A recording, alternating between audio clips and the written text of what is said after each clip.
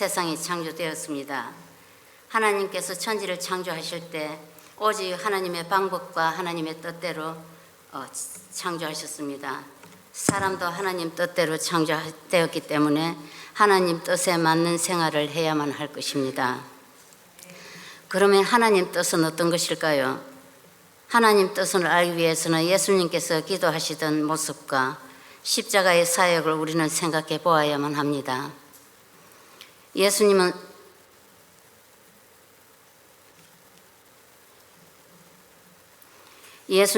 하나님 섭리로 이 땅에 오셨고 또 하나님 뜻에 맞게 사셨고 복음을 전파하셨습니다. 이 땅에 계시면서 병든 자를 치료하시고 가난한 자에게 소망을 주시며 죽은 자를 살려주시는 사역을 하셨습니다. 또 우리의 죄 때문에 십자가 위에서 죽으셨습니다. 예수님은 자신의 죄 때문이 아니라 인류의 죄 때문에 십자가를 대신 지고 그 죄값으로 죽음을 당했던 것입니다. 예수님은 피할 수만 있다면 피하고 싶은 심정으로 아버지여, 만일 아버지의 뜻이었던 이 잔을 내게서 옮기시옵소서. 그러나 내 원대로 마옵시고 아버지 원대로 되기를 원하나이다라고 누가복음 22장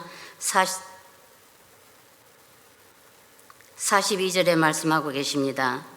자신의 뜻대로가 아니라 하나님 뜻대로 이루어지기 원하신다고 기도하셨던 것입니다. 마태복음 6장 9절과 10절에는 하늘에 계신 우리 아버지여, 이름이 거룩히 여김을 받으시오며 나라에 임하옵시며 뜻이 하늘에서 이룬 것 같이 땅에서도 이루어지이다라고 제자들에게 기도를 가르쳐 주셨습니다. 하나님 뜻이 이 땅에서 실천하는 것이 가장 중요하다고 예수님은 말씀하셨습니다.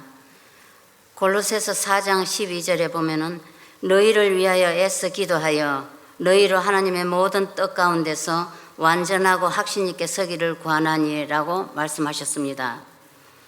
하나님 뜻 가운데 순종하고 그분 뜻에 확신을 가지고 완전할 것을 말씀하십니다. 하나님 뜻은 우리의 영혼, 범사가 형통하며 강건케 하는 것입니다. 마귀의 뜻은 파괴와 멸망이지만 하나님 뜻은 마귀를 물리치는 승리하는 삶이 되기 때문입니다. 그러면 하나님 뜻은 우리에게 어떻게 나타날까요? 첫째로 하나님께서 친히 보여주신 구원과 승리의 삶 가운데 하나님 뜻이 나타나게 됩니다. 인간은 모두 죄인입니다. 그런데 하나님께서는 큰 죄나 작은 죄나 죄를 지은 자는 모두 죽으리라고 말씀을 하셨습니다. 죄의 대가는 사망이기 때문입니다. 그러나 세상에서 죄를 짓지 않는 자는 아무도 없습니다. 예수님을 구주로 믿는 사람은 죄사함을 받습니다. 예수님을 믿는 우리가 감사할 것은 이제는 더 이상 죄인으로 살지 않고 죄값으로 사망에 이르지 않아도 된다는 사실입니다. 우리는 이제 버림받은 영혼들이 아닙니다. 많은 죄와 허물과 유혹이 우리를 정죄하려 하지만 하나님과 화목하고 예수 그리스도로 말미암아 하나님의 자녀가 된 우리는 더 이상 정죄당하지 않아도 되며 죽음을 두려워하지 않아도 됩니다. 우리가 하나님을 거역하고 불의를 행함으로 마땅히 사망에 떨어질 수밖에 없음에도 불구하고 하나님께서는 예수 그리스도를 이 땅에 보내사 죄값으로 대신 죽게 하시고 우리를 용서하셔서 영원한 사망으로 떨어지지 않게 된 것입니다. 예수님의 회개의 긴박성에 대하여 노아의 때를 인용하셨습니다. 홍수전에 노아가 방주에 들어가던 날까지 사람들이 먹고 마시고 장가들고 시집가고 있으면서 홍수가 나서 저희를 다 멸하기까지 깨닫지 못하였으니 인자의 임함도 이와 같으리라. 즉 물질적 쾌락과 인간적 행복 추구에 온 정신이 팔려서 자신의 죄를 자각하지 못하고 자신에게 임할 심판을 자각하지 못하고 대연회장에서 쾌락에 취해 있을 때 갑자기 멸망이 왔던 것입니다. 그때와 같이 우리도 세상 만족에 취해 있을 때가 아니라 예수 그리스도의 은혜와 사랑, 용서함 받아 살게 하신 것입니다. 예수 그리스도께서 겟세마네 동산에서 바로 우리를 살리기 위해 아버지의 뜻을 이루어 달라는 기도를 했습니다. 하나님이여, 내가 피 흘려 죽을지라도 사람들을 용서하여 주옵소서. 사람들을 죄인의 자리에 보내지 마시고 사람들을 구원하여 주옵소서. 내가 죽음을 당했을지라도 아버지의 뜻을 이루기 원합니다. 아버지의 뜻이 이루소서. 이러한 기도를 통하여 우리가 하나님과 화목하게 살아갈 수가 있는 것입니다. 우리가 자유하고 마귀의 참소와 사망에서 노예남을 받기 위해서는 예수 십자가의 구원의 증거를 가지고 있어야만 합니다. 예수 그리스도께서 흘리신 피, 이 피가 우리를 자유케 하며 이 피가 우리를 마귀의 참소에서 벗어나게 해줍니다. 이 피가 우리에게 증거가 되는 것입니다. 먼저 예수님께서 겟세마네 동산에서 기도하실 때 피땀 흘린 것이 증거로 나타납니다.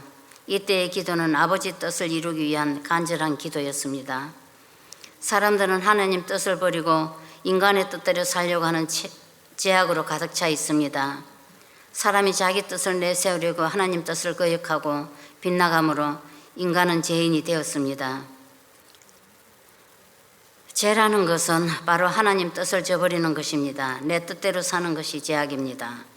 내 뜻대로 선한 일하고 내 뜻대로 봉사하고 내 뜻대로 교회 다니고 내 방법대로 하려고 하는 것이 이것이 바로 죄입니다. 하나님께서는 사람들이 잘하는 것은 원하는 것이 아닙니다. 사람들이 충성하고 잘하는 것보다 하나님 뜻에 순종하고 하나님 뜻대로 살아가는 것을 더 원하고 계십니다. 사람이 잘하는 데 관심이 있는 것이 아니라 하나님 뜻대로 순종하는 것을 더 중요하게 생각하십니다. 그런데 오늘날 사람들은 하나님 앞에 무한정 자기의 뜻을 내세우고 하나님 뜻을 버리며 짓밟고 자기 방법에 의해서 어려운 행실을 하려고 자신의 수고를 통하여 구원받을 생각을 하고 있습니다.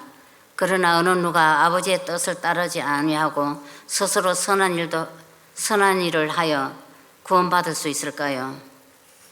로마서 3장 10절에는 의인은 없나니 하나도 없음이라고 말씀하셨습니다. 이것이 해답은 십자가를 지기 위해 겟세마네 동산에서 자기의 뜻을 버리고 인간을 살리려는 일념으로 간절히 기도하시는 주님의 얼굴에 흐르는 땀방울이 핏방울이 된 것에서 볼 수가 있는 것입니다. 예수님의 얼굴에서 묻어나오는 붉은 피를 바라본다면 더 이상 내 뜻과 내 고집을 내세우지 않고 완전히 하나님 뜻의 생각을 바꾸게 될 것입니다.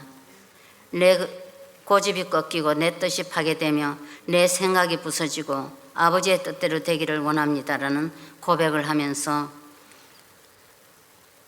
불순종과 고집이 꺾여지고 마귀에 참소하던 불순종의 죄에서 우리는 해방될 것입니다. 그러므로 마음의 결단을 내리지 못하고 마귀의 유혹에 시달릴 때마다 우리는 이 십자가에서 흘리신 예수님의 피를 바라보며 하나님 뜻대로 순종하고 봉사하고 헌신하는 우리가 되도록 힘써야겠습니다. 다음으로는 예수님께서 채찍에 맞아 흐르는 그 피가 아버지의 뜻을 이루어드리는 증거가 되고 있습니다. 예수님은 빌라도의 뜰에서 로마의 군인들에게 채찍을 맞으셨습니다. 채찍에 맞은 예수님의 등은 살이 찢겨 붉은 피가 흘러내리고 있었습니다. 고통과 아픔이 예수님에게 몰려왔습니다. 어느 누구도 대신할 수 없는 아픔과 고통이 예수님에게 임하고 있었습니다. 이사야 선지자는 예수님의 이러한 고난을 받으실 것을 이사야 53장 5절에 예언하셨습니다. 그가 찔림은 우리의 허물을 인하며 그가 상함은 우리의 죄악을 인함이라. 그가 징계를 받음으로 우리가 평화를 누리고 그가 채찍에 맞음으로 우리가 나음을 입었도다. 그러므로 우리는 흘리신 그 피를 의지하여 질병도 고침받을 수가 있습니다. 진실로 우리가 예수님께서 채찍에 맞으심으로 우리의 질병을 감당하신 것을 믿기만 하면 우리가 질병에서 노임을 받고 해방되게 됩니다. 예수님의 흘리신 그 피를 바라보고 의지하시기 바랍니다. 우리는 예수님을 믿는다고 하면서 예수 그리스도의 십자가의 불감증에 걸리지 않았습니까? 여류 문학가 플로렌스 바클레이는 자기가 7살 때 해주신 어머니의 말씀이 자기 신앙생활에 결정적인 영향을 주었다고 간증하였습니다. 아마 사순절 중 어느 주일이었을 것입니다. 플로렌스가 부모님의 손을 잡고 예배에 참석했을 때 부모님은 목사님은 예수님의 순환의 기사를 낭독하셨습니다. 예수가 체포되어 끌려다니다가 드디어 십자가에 못 박히는 장면을 읽을 때 어린 플로렌스는 훌쩍훌쩍 울기 시작하였습니다. 어른들이 모두 이상한 눈으로 예배가 방해된다는 듯이 소녀를 바라보았고, 플로렌스 어머니도 부끄러운 생각이 들어서 왜 그러니? 하고 낮은 목소리로 꾸짖었습니다. 이때 플로렌스는 그 사람들이 예수님을 어떻게 그렇게 할 수가 있어? 하며 울음을 멈추지 못했다는 것입니다. 철모르는 소녀의 흐느낌이 고요한 성전에 울려 퍼질 때 처음에는 이상한 눈초리로 쳐다보던 예배 참석자들이 모두 고개를 낮추고 여기저기서 기도하기 시작하였다고 합니다. 소녀의 순진한 울음이 어른들의 습관적이고 불감증이 된 마음을 각성하게 하는 울림이 되었던 것입니다. 플로렌스 바클레이는 성인이 되고 사회의 저명 인사가 된 뒤에도 어머니가 들려주었던 자기의 어린 시절의 이 감동적인 이야기를 기억하면서 메마른 인간이 되지 않으려고 노력하였다고 합니다. 우리는 지금 어떠한가요? 우리 마음에 무뎌져서 예수님의 흘리신 피를 생각하면 마음의 아픔과 동요가 없지는 않은지요. 예수 그리스도께서 가시관을 쓰시며 흘리신 그 피가 보증이 됩니다.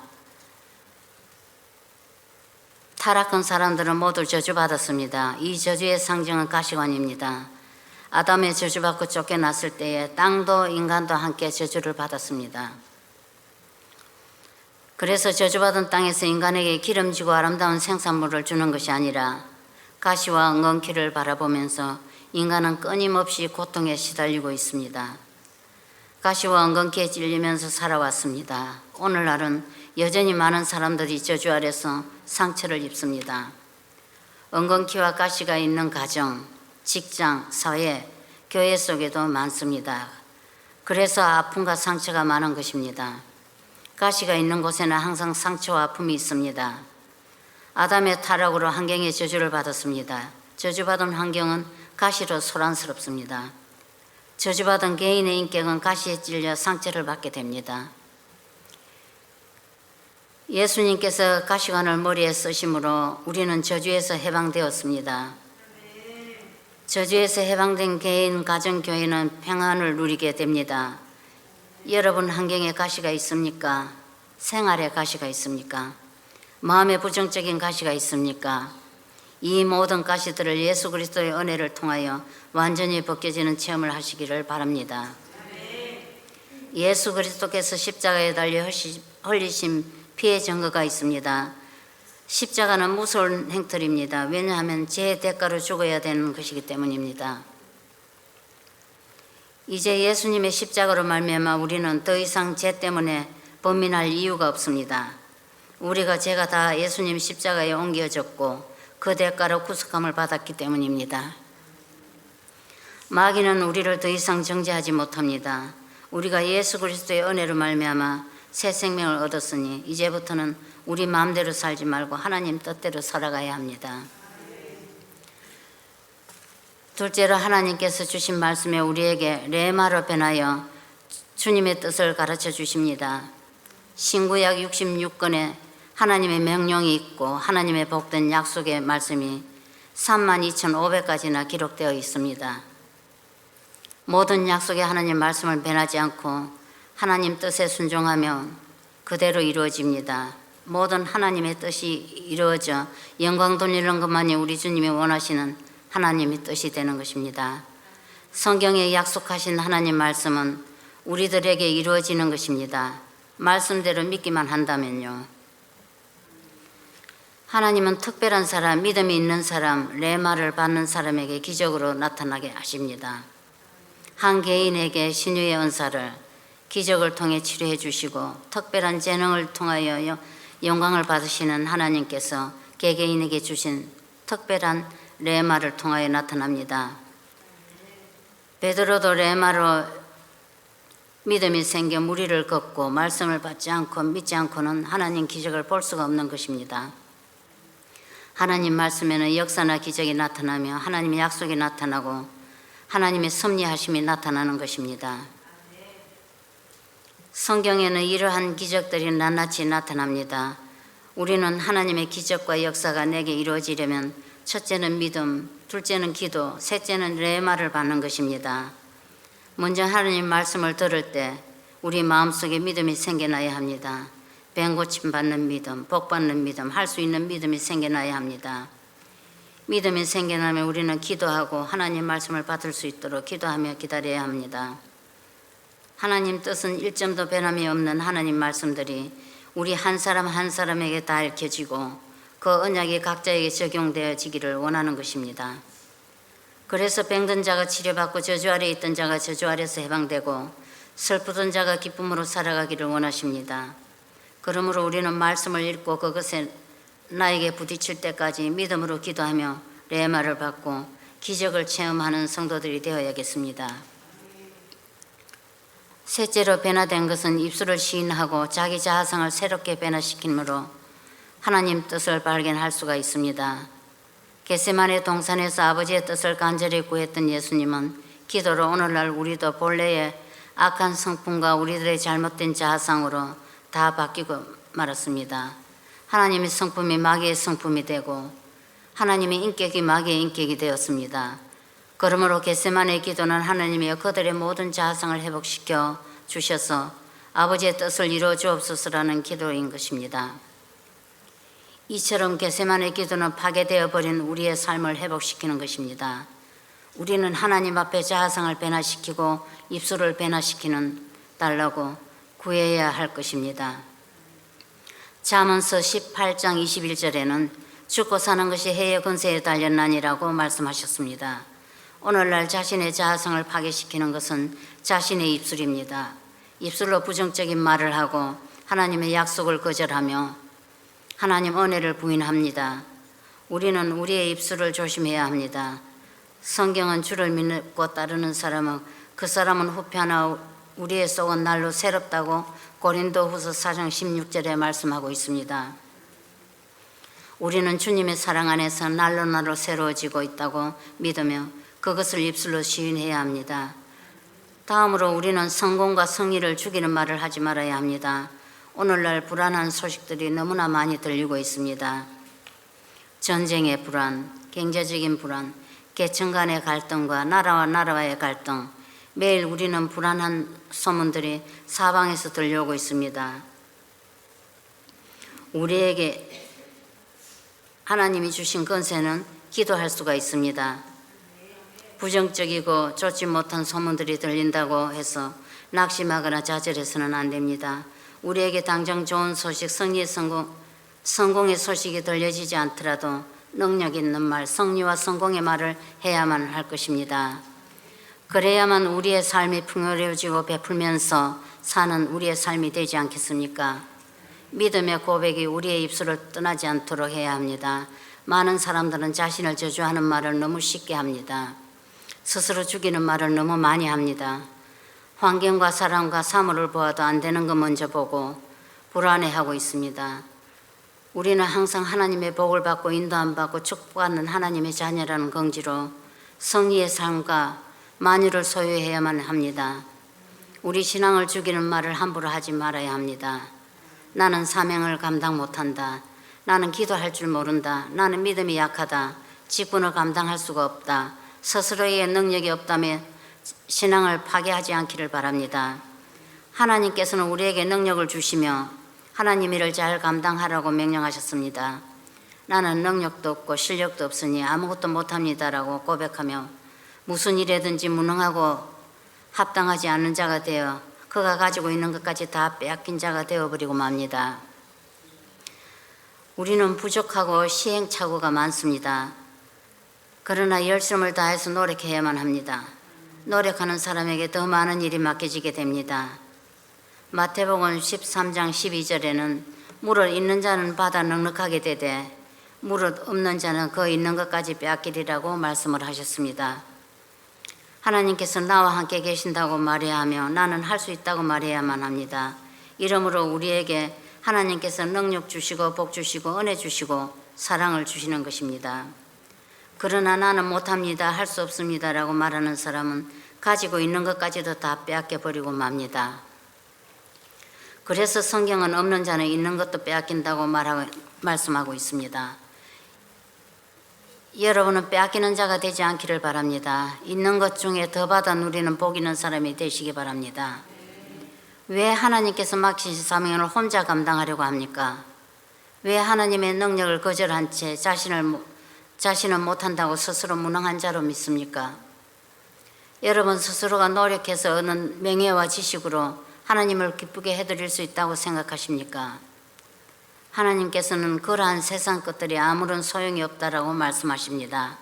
우리는 이제 이것을 깨닫고 우리의 자아상을 바꿔야만 할 것입니다. 여러분의 자아상은 건강한 자아상,